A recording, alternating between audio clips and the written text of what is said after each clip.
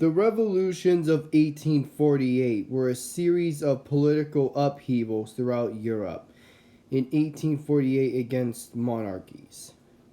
The aim of the revolutions was to remove the monarchy and to create independent nation states.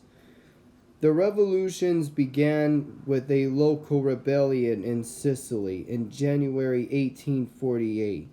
Then it spread to France, Germany, Austria, and various other European countries.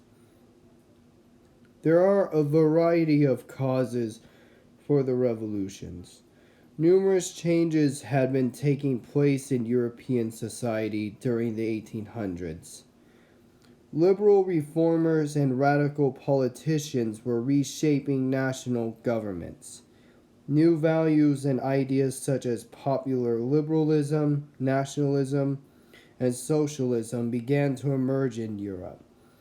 The middle and working classes shared a common desire for reform, but their participation in the revolutions differed. In France, the monarchy of Louis Philippe collapsed and the Second French Republic was formed. But unfortunately, France went back to being a monarchy when Louis Napoleon governed the country for 4 years, and the Second French Empire was established in 1852. In the German states, the German people demanded national unity, freedom of the press, and freedom of assembly. The uprisings were not well coordinated. The middle class and working class components of the revolution split, and the conservative aristocracy defeated the revolution, forcing many liberals into exile. Denmark had been governed by an absolute monarchy since the 17th century. Demands for constitutional monarchy, led by national liberals, ended with a march to Christiansborg on March 21st.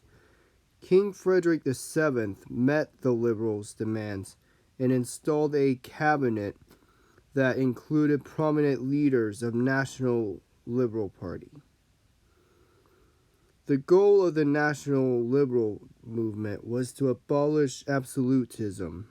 The king accepted a new constitution, agreeing to share power with Parliament. Revolutionary movements also threatened the Habsburg Austrian Empire. Many people within the empire, such as Austrians, Hungarians, Slovenes, Poles, Czechs, and Slovaks, attempted to achieve independence during the revolutions.